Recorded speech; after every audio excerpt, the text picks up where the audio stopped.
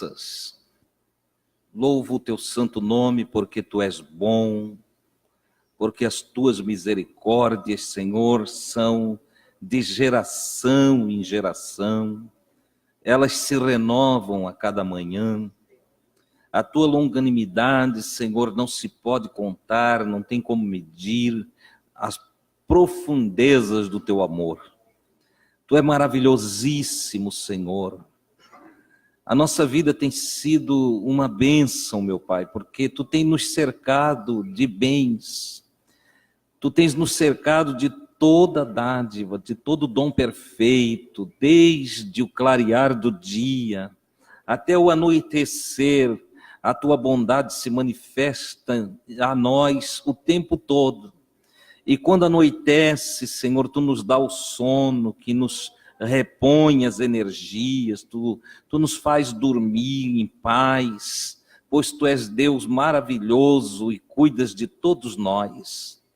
Tu és tão bom, Senhor, que tu não nos trata conforme as nossas fraquezas, os nossos pecados ou os nossos tropeços. Pelo contrário, tu és bom até mesmo para com aqueles que são maus, para com aqueles que não pensam em ti, não te buscam. Ainda assim a eles, Senhor, tu dá a vida e tu dá o sustento no tempo certo para manifestar a todos a tua bondade, a glória do teu amor, da tua graça. Por tudo isto eu te dou honras nesta oportunidade e tributo com esta congregação a ti o louvor do nosso coração. Recebe, ó Deus, a minha gratidão, recebe a minha adoração, o meu louvor, pois eu trago diante de ti de inteiro coração, não de forma forçosa, nem porque tenha, Senhor, algum receio de que tu não me abençoe. Pelo contrário, eu te louvo porque tu me abençoa o tempo todo, todo o tempo. Tu és maravilhosíssimo, Senhor. Aleluia, a ti seja a honra, a ti seja a glória, a ti seja o louvor, Senhor, para todo sempre, pois tu és digno, meu Deus. Oh, aleluia! Se eu fosse enumerar as dádivas, as bênçãos recebidas de tuas mãos, certamente, Senhor, eu me esqueceria de muitas, porque tu me acumulaste de tantos bens, Senhor, de tantas bênçãos, que algumas a minha memória já não guarda, ficaram diluídas nos dias, mas cada dia tu renovas essa graça na nossa vida. De sorte que se hoje, ó Deus, alguém enfrentou um momento difícil, se hoje, de alguma forma, a vida trouxe alguma adversidade, pode cada filho teu confiar que tu has de ajudá-lo, que tu has de abençoá-lo, que não são as batalhas, as lutas, as adversidades que vão destruir o teu povo, mas a tua mão forte, a tua mão benfazeja, há de deixar em pé o teu filho, a tua filha, aleluia. E se alguma coisa ruim aconteceu, meu Pai, todavia tu as tornarás em bênçãos, em bem, em grandes testemunhos, porque tu és maravilhoso e tu sabes cuidar dos teus. Por isso receba, Senhor, desta congregação, nesta noite, a honra e a glória, em o nome de Jesus. Oh, graças a Deus, graças a Deus. Queiram estar sentados, queridos. O nosso Deus é bom. Aleluia. O nosso Deus é maravilhoso. Ele é tremendo, irmãos. Aleluia. Ele faz tudo girar e contribuir para o nosso bem. Até aquilo que nós não entendemos, aquilo que nós não percebemos. Nesta noite vamos continuar o passo de número 75, que traz em sua temática a confiança na providência de Deus. Nós iniciamos no domingo à noite, mas Papai do Céu me tirou do eixo da lição e me levou a responder, através de sua graça, a algumas indagações de alguns queridos que estavam aqui e que estavam em casa. E eu tive que ser fiel à direção do Espírito Santo. Como está escrito, do homem é a preparação do coração, mas a resposta da boca, ela vem de Deus. Né? E ai de mim, se não souber discernir o que Deus quer para a sua igreja. Então eu não seria um fiel anunciador do Evangelho de Jesus. Amém, queridos? Então hoje, segundo a graça do Senhor, vamos retomar. Então vai ficar lá nos vídeos para quem assiste, os irmãos que estão em casa e aqueles que nos assistem através das redes sociais, vai ter lá o passo 75 e depois você vai de novo receber o que é hoje, o passo 75 em sua continuação. Certo? Esse passo de número 75, ele está dentro do Evangelho de Lucas, no capítulo de número 12, em seu primeiro item, capítulo de número 12, versículos 22 a 34, certo? Eu separei aqui do versículo 25, ou passo, a continuação vai do versículo 25. O total do ensino está do 22 ao 34. Mas nós vamos retomar no versículo de número 25. Claro, eu vou tratar aqui de forma resumida. Vai estar passando ali, você em casa pode ler a Bíblia em sua totalidade. Eu vou aqui misturar o texto bíblico com a explicação daquilo que está escrito, certo? Para que haja entendimento, para que haja expansão do entendimento dentro do texto bíblico. Então o versículo 25 diz assim: segundo Jesus, a preocupação não ajuda nós em nada. Vocês lembram que no domingo nós falamos muito sobre aquilo que é planejado através do pensamento. E como a preocupação, ela normalmente se instala nos pensamentos da gente. Preocupação é algo que ocorre na nossa alma, usando a nossa mente e a nossa cadeia de pensamento. Entende? Preocupar-se é ocupar-se antes do trabalho, ou das obras, ou do projeto, ou dos acontecimentos. Enfim, preocupar é uma ocupação por antecipação. E a preocupação ela ocorre no terreno virtual, ela não ocorre como a ocupação que é no terreno físico, material. A gente se ocupa com as coisas físicas, não é verdade? Então, ou com aquelas coisas espirituais que fazem parte da nossa vida diária. A preocupação, ela nos remete para um terreno virtual. E normalmente ela traz grandes problemas para a gente.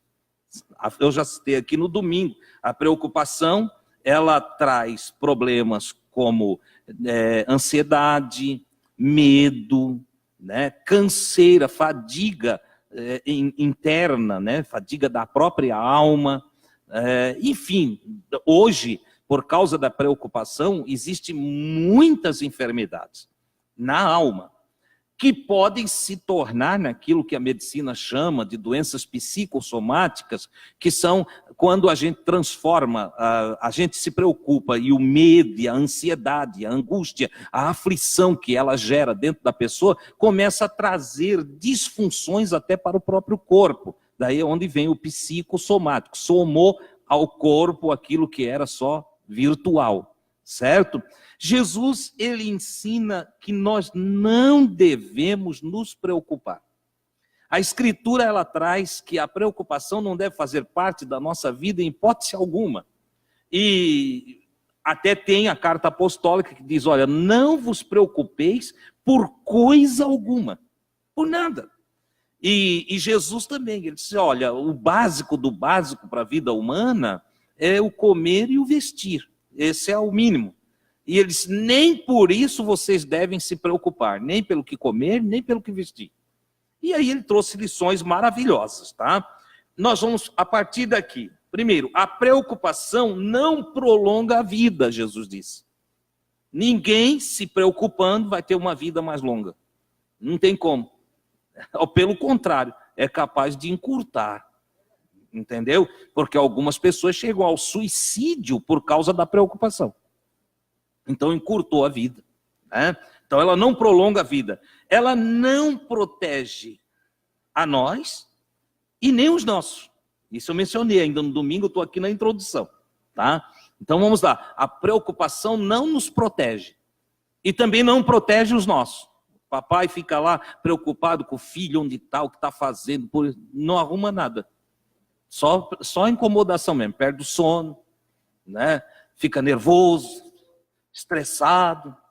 Mas quanto ao filho lá, ele não resolve nada. Não adianta. Então a preocupação, segundo o ensino de Jesus, não serve para nada. Não protege nós e não protege os nossos. Sendo assim, fica a pergunta, para que se preocupar? Para que se preocupar? Para nada. Se não resolve nada na nossa vida, é uma bobagem se preocupar. Agora tem um detalhe, é preciso ter consciência disso. Porque se não tomar consciência dessa verdade, a gente se deixa levar pela preocupação. A preocupação pode entrar nos nossos pensamentos e ser como um remador que leva um barco para o meio do oceano. Ela pode nos levar para o meio de grandes tempestades internas. Ela pode nos levar para o meio de profundas depressões, a preocupação. E Jesus então diz, olha, livre-se dela. Elimine a preocupação na sua vida. Expliquei aqui no domingo que o que Deus pede de nós mesmos é confiança. Confiança. Confie em mim, né?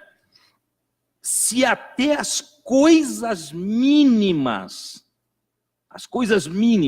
ultrapassam a nossa capacidade, o nosso poder, tem coisa que nós não conseguimos dominar, não tem como fazer, não tem como agir sobre elas. Então, para que se preocupar? É deixar com Deus que Ele dará o resultado maravilhoso que precisamos. Então, continuando. Devemos nos inspirar no evangelho apresentado pela própria natureza. Esse evangelho que eu falo aqui é o evangelho que o Paulo descreve no capítulo 1 de Romanos. Você vai ter ali no início da carta aos Romanos, o Paulo dizendo que a própria natureza dá testemunho de Deus, do cuidado de Deus, do trabalho de Deus. Há um evangelho que a gente não lê e que a gente não ouve, a gente precisa ver. O homem preocupado, o ser humano preocupado, ele não tem tempo para contemplar a natureza. Lá no início do evangelho de Mateus, Jesus já diz, olha, observai, olhai as aves do céu, olhem para elas.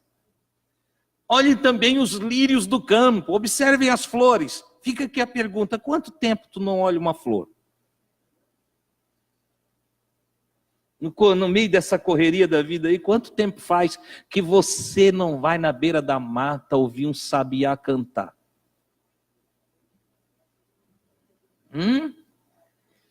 Quanto tempo que você não contempla o mar?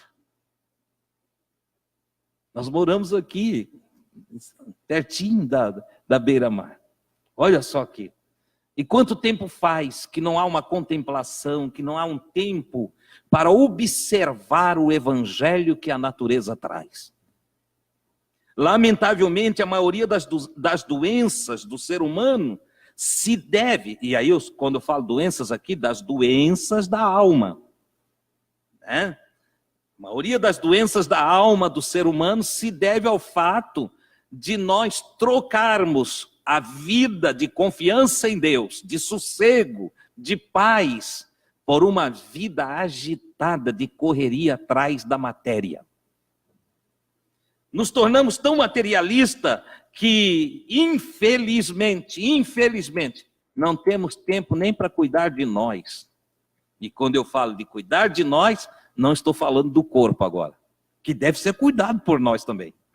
Mas quando eu digo nós, eu estou falando do eu, desse ser que está no seu íntimo. Essa pessoa de dentro, que se preocupa tanto com uma amostragem para o lado de fora, e esquece-se de se edificar, de se cuidar, de se lavar, de se santificar internamente. Ora, Jesus, ao tratar destas coisas, ele quer nos levar a um propósito definido, que é vivermos a vida segundo o desenho que Deus desenhou para nós. Em outras palavras, Deus tem um projeto de vida para nós, Deus tem um plano de vida para nós. E Ele nos chama a atenção para que nós possamos entrar dentro do seu projeto. A gente precisa aceitar. Olha, eu quero entrar no projeto de Deus, eu quero fazer parte do projeto de Deus. Sabe de uma coisa? Eu quero viver exatamente do jeitinho que Deus desenhou para mim. Isso é maravilhoso. Então, a natureza, segundo Jesus, se você observar o versículo 27, a natureza deve nos inspirar a viver o propósito divino. E ele diz, observe como o Criador vestiu os lírios. Você já tinha parado para pensar que o lírio tem uma roupa? Que a gente pensa que o lírio é toda a copa, né? Mas não, o lírio é o que está dentro. E o de fora é só uma roupa. O Criador vestiu ele. O Criador botou uma roupa nele. E olha, nem os reis mais ricos e sábios, como Salomão e outros, não conseguiram se vestir como um lírio. Então Jesus disse, observem aí o evangelho da natureza e percebam que Deus cuidou até mesmo de vestir o lírio dos campos. Uma erva que hoje aparece, amanhã murcha, entende? Seca e o vento espalha e desapareceu. Aí Jesus continua, se Deus cuidou de embelezar uma erva do campo como o lírio, Ele não cuidará muito mais de nós? Os lírios vão valer mais do que nós. O problema é que o lírio não discute com o Criador. E nós discutimos. Nós confrontamos o Criador. A gente às vezes se acha tão sábio, tão inteligente, que a gente bate de frente com o Criador, ao invés de confiar nele, ao invés de ouvir os conselhos dele, a orientação dele, a gente fica questionando. Oh Deus, não estou entendendo. Tem um que chega e diz, Deus, determino, tu tem que fazer hoje. Determinar o quê? Entende? O outro diz, Senhor, eu não entendo, porque isso, e faz 1000 perguntas, né? Como se fosse ele o oleiro. Esquecendo-se que ele é o vaso. E o vaso não pergunta para o oleiro, por que me fizesses assim? Por que tu escolheu esse formato para mim? Não, o vaso não pergunta nada para o oleiro. O vaso se deixa manipular pelas mãos do oleiro. Deixa Deus trabalhar na tua vida. Deixa Deus agir na tua família. Mas deixa mesmo, não se mete. Confia em Deus. Confia em Deus. Charles cantou aqui no domingo. Confia em Deus e Ele tudo fará. Oh, glória a Deus. Louvado seja o nome do Senhor. Continuando.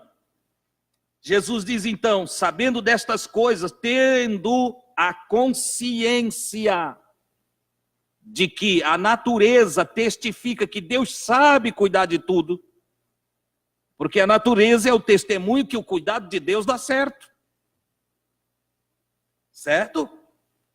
Então ele diz, se Deus cuidou de embelezar a erva, Ele não vai cuidar de vocês? Vai. Logo, não andem como os pagãos. Que palavra Jesus traz aqui? Versículos 29 e 30. Não andem como os pagãos. Por que como os pagãos? Porque eles não confiam. O pagão não tem confiança no Criador. Ele é nécio.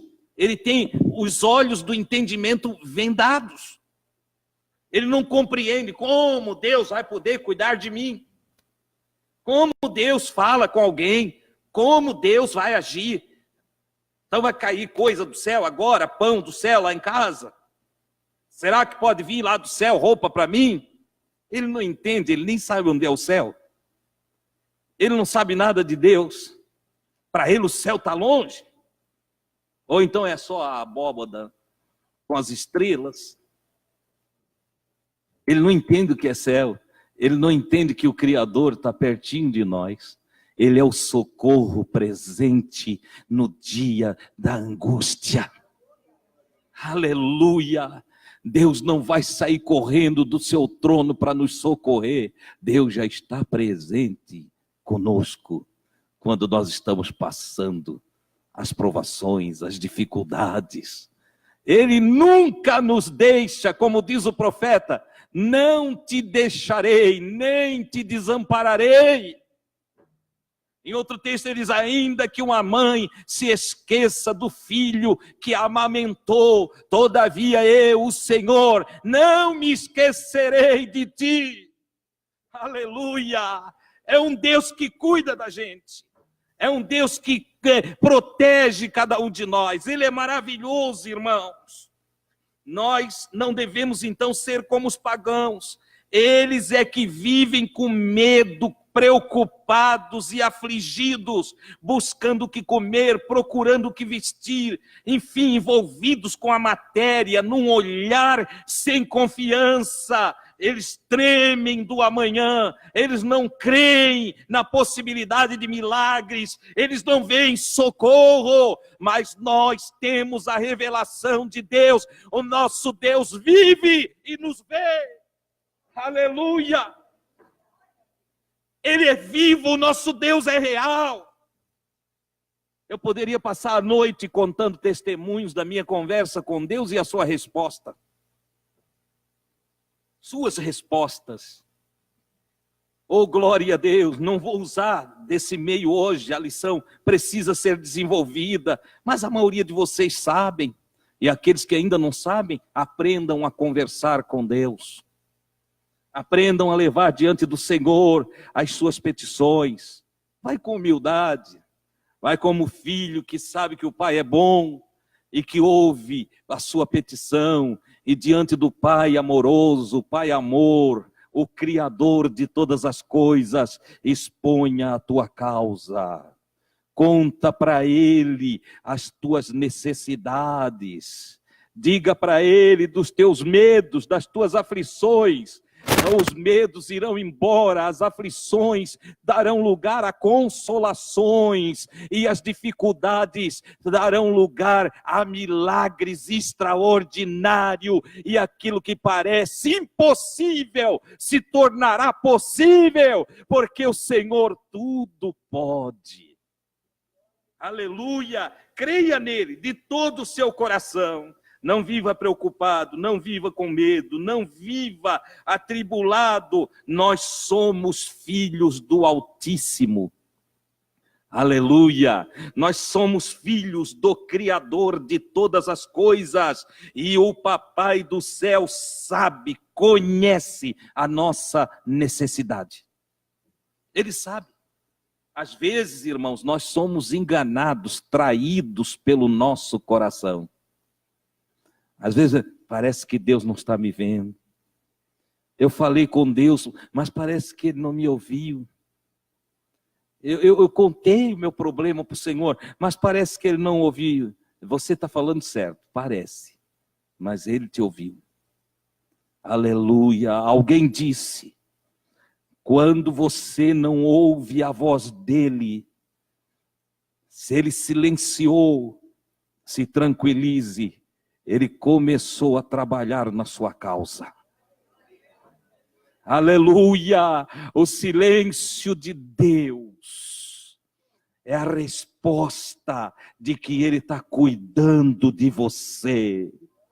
Oh, aleluia! Louvado seja o nome do Senhor. Então, não se apavore, se tranquilize, mantenha a calma, seja fiel, tenha fé. Não crença, a fé. Fé, que eu já expliquei aqui. Tenha coragem, confiança e fidelidade. Isso é fé, no seu original, pistis, do grego. Coragem, confiança e fidelidade. Crença qualquer um pode ter. Até os malvados têm crença. Entende? Até os idólatras têm crença. Aqueles que são pagãos, eles também têm crença. Eles têm crença. Mas fé, só aquele que dá ouvidos à palavra de Deus e põe em prática os seus conselhos. Por isso o escritor bíblico diz que a fé vem pelo ouvir, e o ouvir pela palavra de Deus. Aleluia! Tenha fé em Deus. Amém, queridos? Versículo 31. Ele sabe o que devemos fazer. Ou melhor, sabem vocês o que devemos fazer? Busquemos o reino do Senhor, o seu governo sobre a nossa vida. Tenhamos a atitude de buscar a Deus, o seu reino. Sempre que falar reino, interprete aí como governo. Buscai em primeiro lugar o governo de Deus. Olha só. E a sua justiça, a sua maneira, a maneira que ele pede que vivamos lá dentro do seu reino. E essas coisas, como comer, vestir, ele acrescenta à sua vida. Você busca a Deus e essas coisas virão naturalmente. Ele fará jorrar água no deserto. Ele tirará água de dentro da rocha, se for o caso. O que por simbolismo nós podemos dizer, Deus cria caminho onde não existe caminho. E Deus tira recursos do nada. Aleluia! Como diz a Escritura, do nada Ele fez todas as coisas. A matéria-prima dele, a matéria-prima que Ele usa para realizar as coisas que nós precisamos, é o nada. Eu não sei como vai ser, eu não sei como vai dar jeito, eu não sei como pode acontecer. Tu não sabe? É hora de Deus, deixa Deus fazer. Deus sabe. Deus, Ele sabe como fazer. O capitão de Cafarnaum, um homem que não tinha conhecimento das coisas de Deus, mas que ouviu falar de Jesus e confiou em Jesus. Ele adquiriu uma ciência espiritual que definia essa verdade que eu estou falando aqui nessa noite. Ele disse, olha, Jesus, eu preciso de ajuda para o meu criado. E tu não precisa ir lá em casa não. Diz uma palavra e o meu criado sarará. Olha só que coisa extraordinária.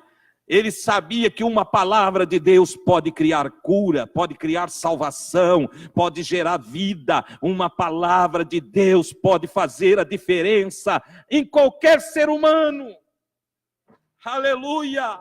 Deus falou, Ele cumpre o que fala. Mas é preciso que a gente tenha essa consciência. Às vezes a gente fica ali, às vezes nós falamos demais também. Que é um outro fator, a preocupação nos faz falar muito. E falamos só bobagem quando a gente está preocupado. Não é assim? Tudo que a gente fala é negativo. Que vai ser, meu Deus, não sei o que vou fazer. A gente diz tanta bobagem. Ai, se ele morrer, não sei o que vai ser da minha vida. Tu vai continuar vivendo. Não é assim? Chega para Gui e diz, só Adilson morrer, Gui. Ela vai dizer, não sei o que vai ser da minha vida. Eu já respondi para ela, tu vai continuar vivendo, ora. Ou morre nós dois juntos, ou então tu fica e eu vou. A coisa é muito simples, né? Mas a pessoa preocupada, ela fica projetando coisas, eu não sei o que vai ser da minha vida. Não sei. Se eu perder o meu emprego, o que vai ser de mim? Ora, tu arruma outro. A preocupação nos ilude, ela nos cega. Como se a vida fosse todas essas coisas que a gente soma em volta de nós. A vida é mais do que tudo isso. Entendeu? Eu nunca esqueço quando arrumei o primeiro emprego e tive um chefe muito ruim. E era insuportável chegar perto dele. E como se não bastasse, ele ainda inventava coisa e dava bronca na gente na frente de todo mundo. E um dia eu cheguei muito nervoso em casa. Porque no outro dia ele prometeu uma bronca em mim.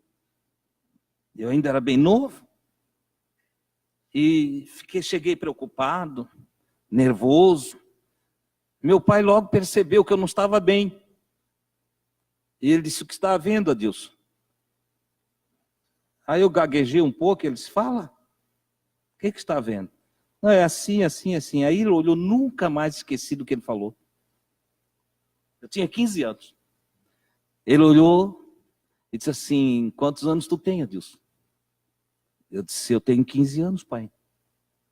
Ele disse: quantos anos tu precisou desse emprego para viver? Eu disse: nenhum. Eu estou há pouquinhos meses ali. Ele disse: então sai.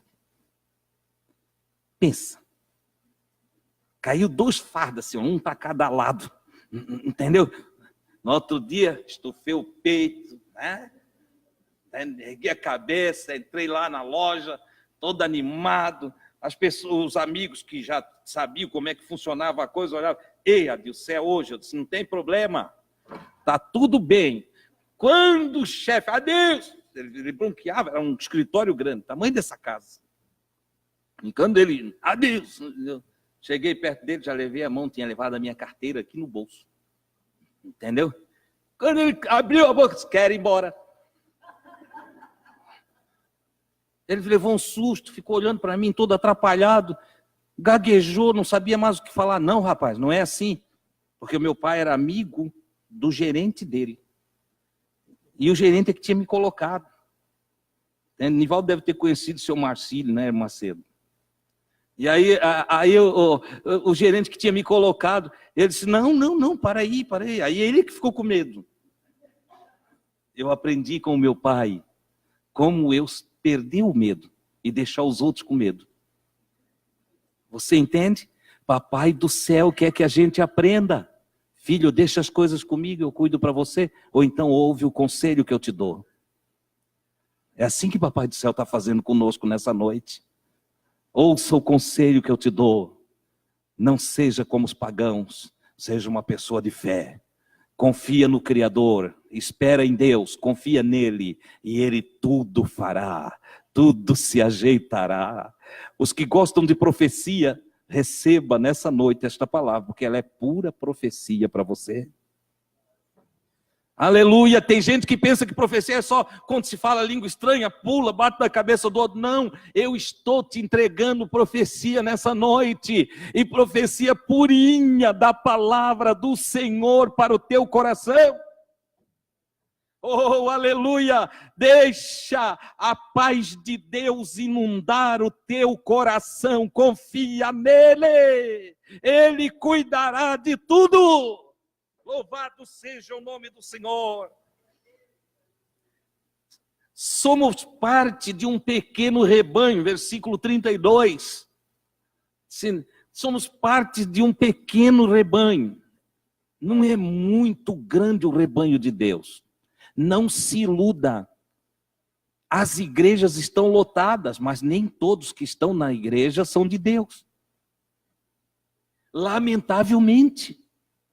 Eu, como anunciador do evangelho, gostaria de dizer que todos que vão à igreja são servos do Senhor, mas não é verdade. E a prova é só conversar com a maioria daqueles que se dizem crentes.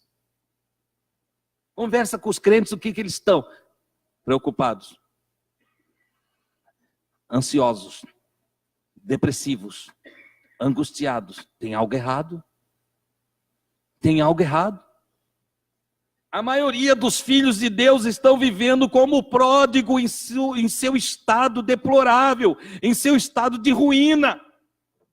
A maioria dos filhos de Deus tem desperdiçado a própria vida, irmãos.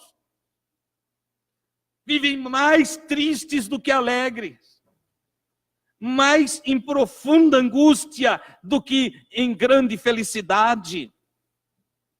Mas por que isso?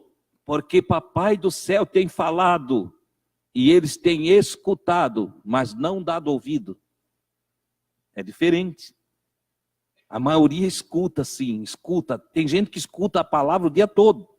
TV, rádio, o dia todo. YouTube, videozinho no Facebook, manda um para o outro, no WhatsApp. Mas não estão dando ouvido. Só acho bonito. Ai, que palavra bonita. Visse aquele videozinho do fulano, coisa linda. Visse as frases que ele disse, é verdade. Mas não bota nada em prática. É uma enxurrada de informação, mas pouca formação cristã. Nós precisamos de mudanças urgentes. Dar ouvidos ao que Jesus ensina. Nós somos parte de um pequeno rebanho de pessoas iluminadas. Nós não devemos ter medo de nada, não devemos nos inquietar. Somos herdeiros de Deus. Você já parou para pensar um negócio desse? Você já pensou o que é ser herdeiro do Criador? Jesus disse, não temais, pequeno rebanho. Ao vosso Pai agradou dar-vos o reino. O Pai quer que vocês participem do seu governo. E Ele quer que vocês governem com Ele. A maioria de nós aqui, só aqui, nós temos um estudo para uns 6 meses. Só nessa frase. Você sabia disso? A maioria de nós ainda não entendeu esta verdade. Não sabe o que é governar com Deus. Nós estamos nessa terra para fazer diferença. Para mudar hábitos, comportamentos, atitudes. Nós devemos governar com Deus e implantar o reino. Como Jesus disse aos seus discípulos quando enviou os 70 de 2 em 2, ele disse, na aldeia que vocês chegar, na cidadezinha que vocês entrar, vocês digam, é chegado o reino de Deus, o governo de Deus está aqui. Está através de quem? Através deles. E aí Jesus disse, então vocês curem os enfermos, mandem, expulsem os maus daimons, mandem-los embora e implante a paz ali. Você diga, paz seja nessa casa. Oh meu Deus. E aí ele diz, e vos dou autoridade. Sabe o que ele estava dizendo quando diz, vos dou autoridade? Os crentes pentecostais pensam que é sapatear, de gritar, e falar línguas, e pular. Não, não é. A autoridade é da fé. Vos dou autoridade. Ele está dizendo, eu dou coragem para vocês, eu dou confiança para vocês, e eu levo vocês a uma fidelidade entre Deus e vocês. Há uma conexão tão forte que vocês vão chegar lá, vão fazer isso, e então vocês vão poder pisar as forças do mal. Vocês vão esmagar serpentes e escorpiões e toda a força maligna. Você já parou para pensar o poder que Jesus deixou com os seus? E por que está com medo? E por que está tremendo? Ao vosso Pai agradou dar-vos o reino. Então não devemos ficar inquietos. Nossa confiança em Deus deve ser plena, de tal maneira que sejamos generosos. Eu devo confiar em Deus de tal maneira que eu seja generoso, que você seja generoso, generosa. Como assim, irmão Deus? Ao invés de eu ficar preocupado com o que hei de comer e com o que hei de vestir, eu devo ter a graça de Deus para repartir o que tenho. Esse é o processo que Jesus traz para nós. Entendeu? Eu devo me tornar generoso. Na expressão de Jesus aí no versículo 33, o que ele vai dizer? Vendei o que tens. repartam, deem aos pobres. Entendeu? Essa generosidade, ela só flui através da alma que está plenamente confiante no seu Deus. Você olha, eu dou, eu espalho, eu vou ajudar. Está precisando? Eu vou dar um pouco do que eu tenho aqui. Deus vai sempre me abastecer os celeiros.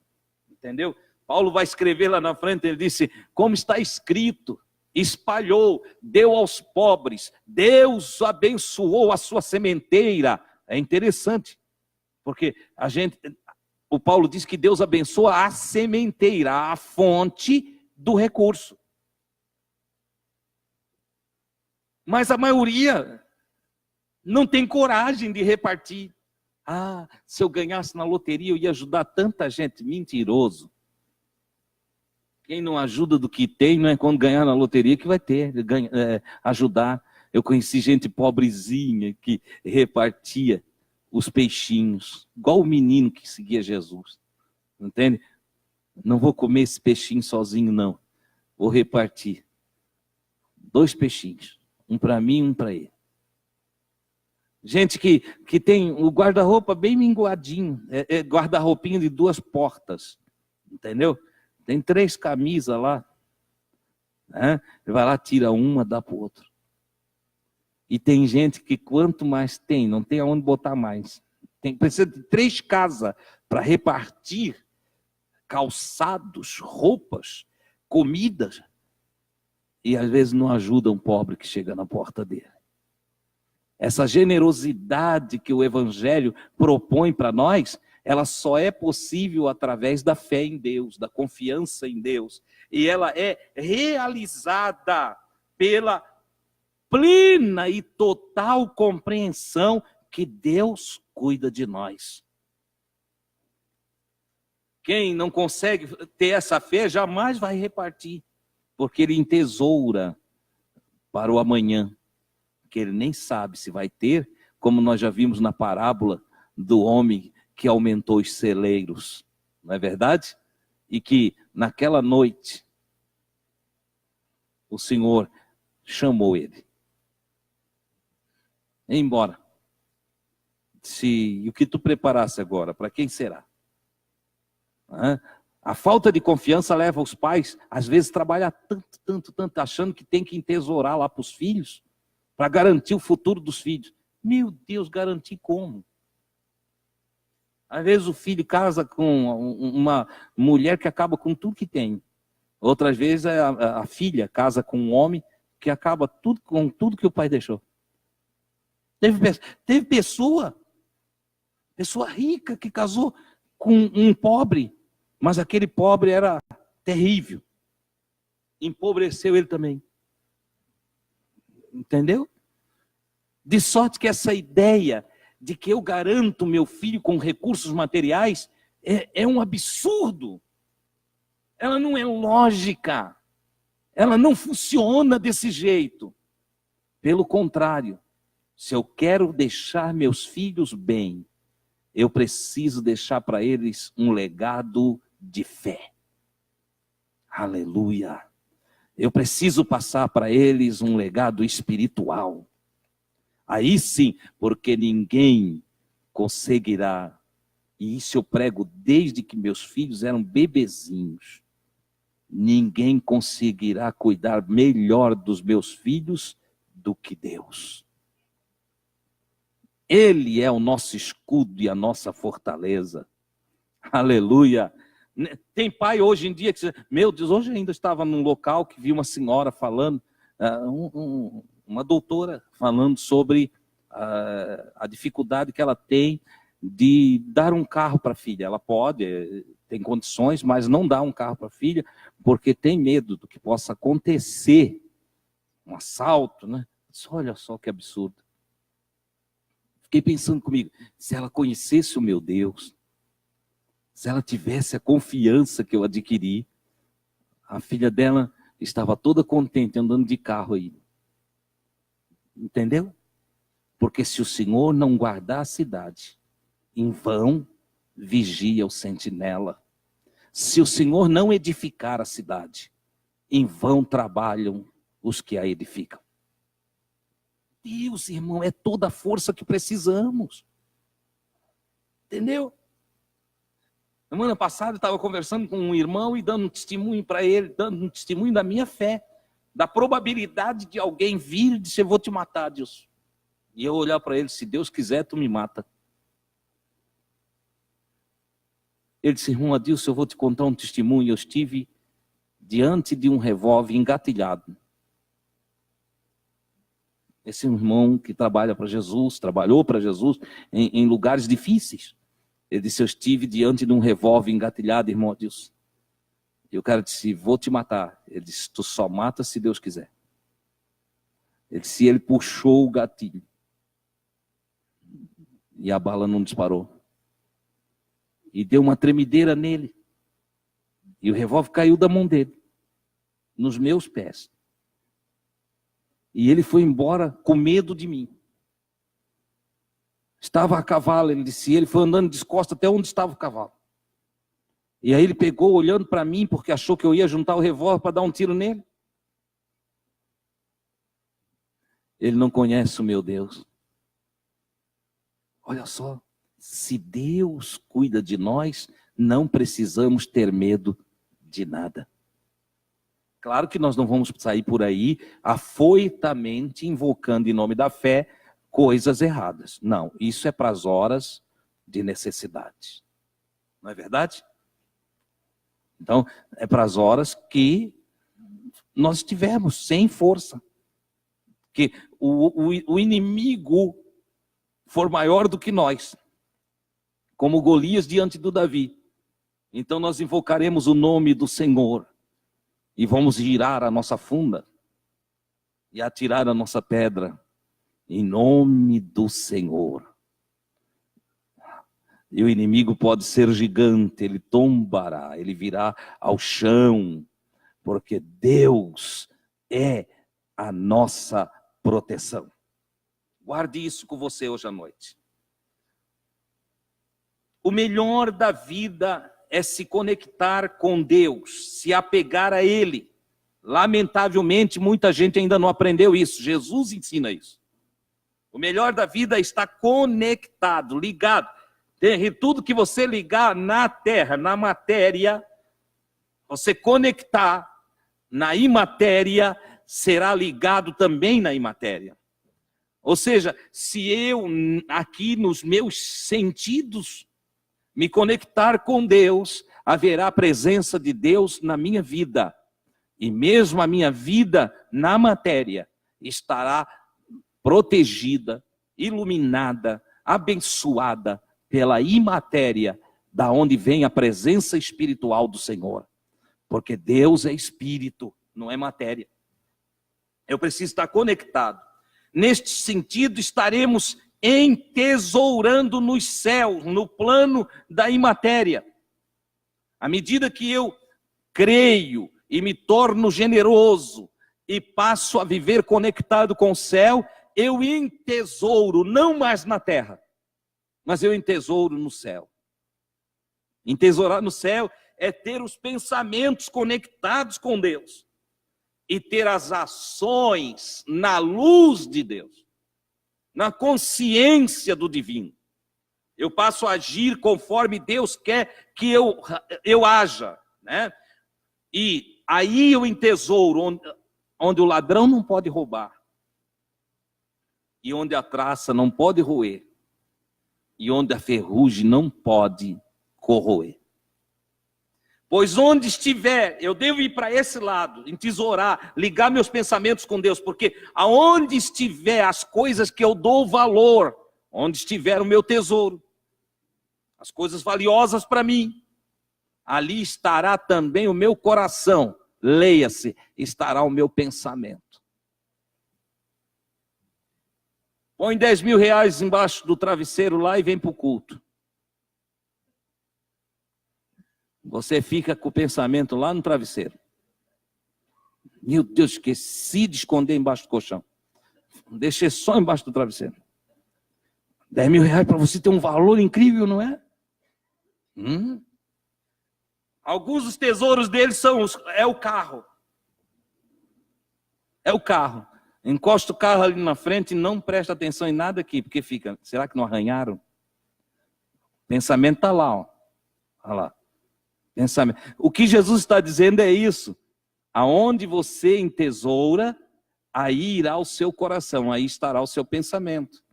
As coisas que você mais valoriza ocupam os seus pensamentos. Se Deus é o teu maior tesouro, então Deus ocupará os teus pensamentos.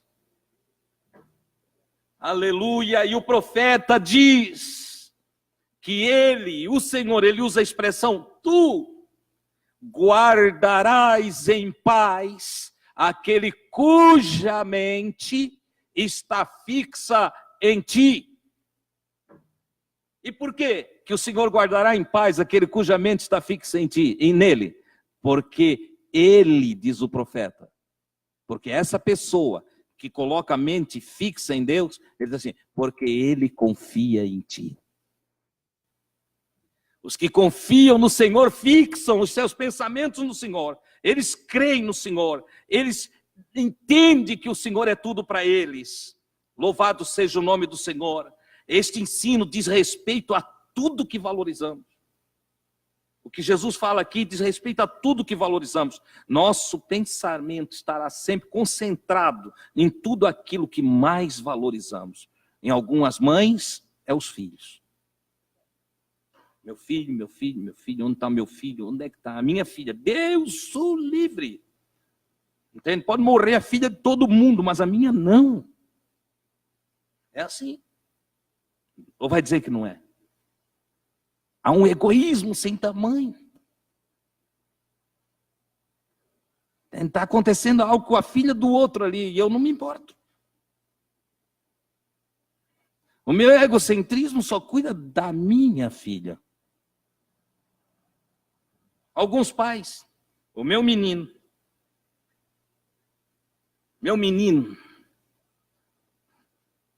vai ser tudo que eu quero que ele seja. Ligado, 100% ligado. Alguns maridos é a esposa.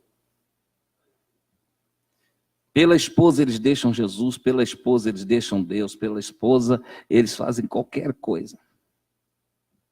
Algumas irmãs é o esposo. Seu tesouro. Alguns é a propriedade, a casa, enfim. Poderíamos pensar em muitas outras coisas. As coisas podem ser boas ou más, mas o nosso pensamento estará fixado nelas. As coisas podem ser boas ou más, porque alguns entesouram o mal. Tem uns que entesouram o ódio. Odeiam, tem o prazer de dizer para os outros que eles odeiam. Ai, eu odeio fulano de tal. Não posso ver a minha sogra.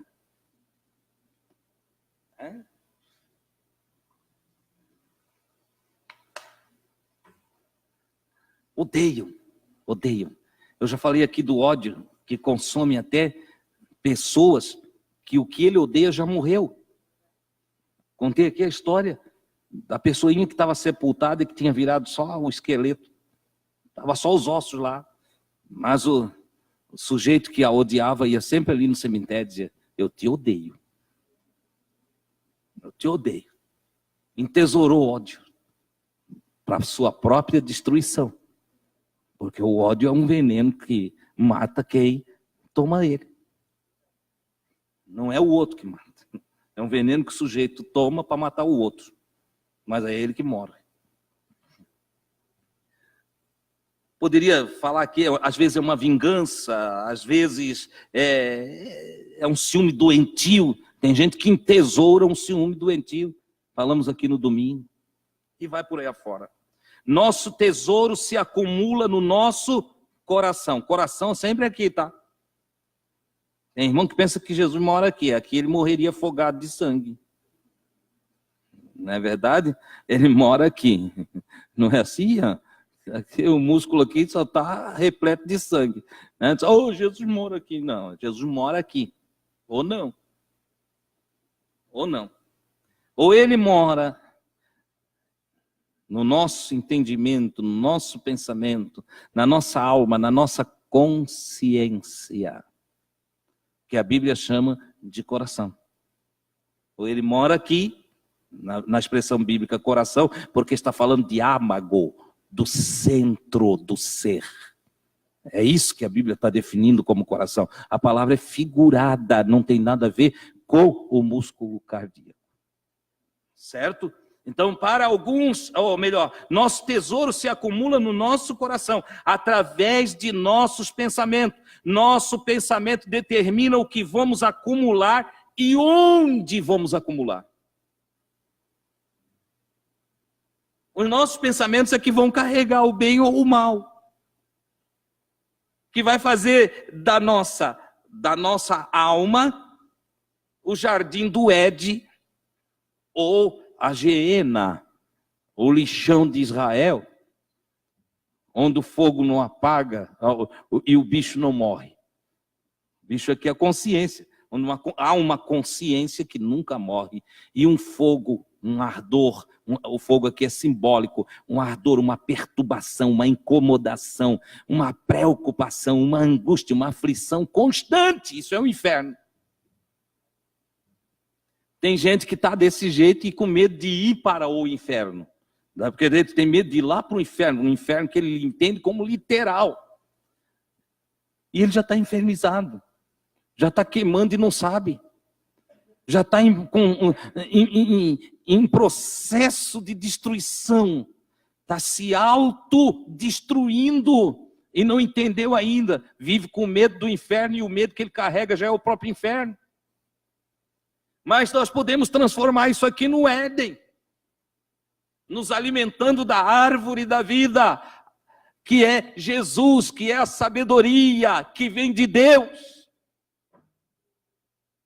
que são a lei do Senhor, a palavra, os mandamentos do Senhor. O Salomão descreve isso em Provérbios, ele disse: a árvore de vida é a lei do Senhor. O salmista diz: o mandamento do Senhor é fruto da vida. Louvado seja Deus, porque quem obedece a Deus passa a experimentar vida. É transportado da morte para a vida, é transportado da perturbação para a paz, é transportado das trevas para a luz, é transportado do ódio para o reino do amor do Filho de Deus. É uma coisa maravilhosa, isso me fascina. Então aprenda a fixar teus pensamentos em Deus e receba os conselhos de Deus para uma vida de paraíso. Louvado seja o nome do Senhor. Não importa se o nosso pensamento é bom ou mau, o nosso coração sempre vai acompanhar o nosso pensamento. Nosso coração sempre vai navegar, ele vai estar junto com o nosso pensamento. Vocês já ouviram falar de culto de corpo presente? Não é missa. Culto de corpo presente, mas espírito ausente? É quando o irmão vem para cá, mas os pensamentos dele ficam em outro lugar. O seu coração está longe do Senhor. Ele fica presente na reunião, mas a cabeça está lá. Será que ele vai demorar muito hoje? Será que ele vai levar até mais tarde? Será que ele vai acabar cedo? Eu tenho o meu aniversário para ir. O aniversário para ele, está lá no aniversário. Ele está aqui sentado ouvindo a palavra, mas já está vendo o sopro da velhinha. Entendeu? Tá, já, entende? O coração está lá. O coração está lá. O que você valoriza rouba o teu coração. Rouba o teu pensamento. E o teu pensamento rouba o teu coração? Olha só. Entendeu? Ah, mas aquele que vem e fica fixado. Como está hoje à noite aqui, eu estou olhando daqui, eu olho no olho de vocês. E eu vejo uma fixação aqui na frente. Que bom, que maravilha. Vocês estão mostrando com os olhos de vocês que vocês estão fixos. O pensamento de vocês agora está aqui. Uns dizem assim, é verdade. Outros estão dizendo assim, meu Deus. Eu não tinha parado para pensar. Eu quase que consigo ler alguns olhos aqui hoje à noite. E tem gente que diz, eu estou totalmente mal. Mas que bom que você entendeu, porque então agora dá para ficar bem. Aleluia, pode mudar o pensamento agora, pode tomar outra atitude daqui para frente, pode começar a pensar positivo, pode começar a pensar a vida olhando através da lente dos olhos de Jesus. Olha a vida com amor, com paixão, com alegria, com prazer, com confiança. Oh, glória a Deus! E ainda que tenha um problemão para resolver, olha através de Deus, vê como fica pequenininho o problema. Quando a gente olha através de Deus, o problema fica pequenininho, uma pulguinha. Aquele elefante que estava te botando medo, vira uma pulga. Você olha e diz, eu estou com Deus, vou esmagar. Acabou-se, porque você confiou no Senhor. O Senhor te dará força, energia, saúde, coragem, vida com abundância, e você será vencedor. Glória a Deus. Queiram estar em pé, nós vamos encerrar aqui. Bendito é o nome do Senhor, maravilhoso é o nosso Deus. Diga para mim, você consegue ficar sem amar o Senhor? Eu cada dia gosto mais dele. Meu Deus, eu não consigo mais viver sem Jesus. Teve uma época que eu tinha medo de cair. Acho que todos nós já passamos por essa fase, né? A gente tem uma época que eu disse, será que eu vou conseguir? Será que eu consigo ser crente mesmo? Será que eu vou servir Jesus até o fim da minha vida? Era cheio de será. Depois eu fui conhecendo o Senhor, o será saiu fora, eu vou até o fim, eu morro com Ele, eu me acabo, mas junto com Ele, entendeu? Eu não deixo mais Jesus de jeito nenhum, entendeu? Alguém disse, irmão Adilson, mas tu pode cair, o homem está sujeito. Até o Paulo escreveu, disse, aquele que está em pé, olhe, cuide e não caia. Aí eu sorri, eu disse assim, ainda que eu caia, eu vou cair agarrado nele. Aí ele me levanta. Não é assim? Então não existe mais medo, o que existe é uma sensação maravilhosa da paz do céu dentro de mim. E uma confiança que naquele grande e glorioso dia do encontro de todos os santos, eu posso ser o menor deles, mas eu estarei no meio da multidão. Aleluia, eu cantarei com os anjos lá na glória, de todo o meu coração eu cantarei louvores ao nosso Deus.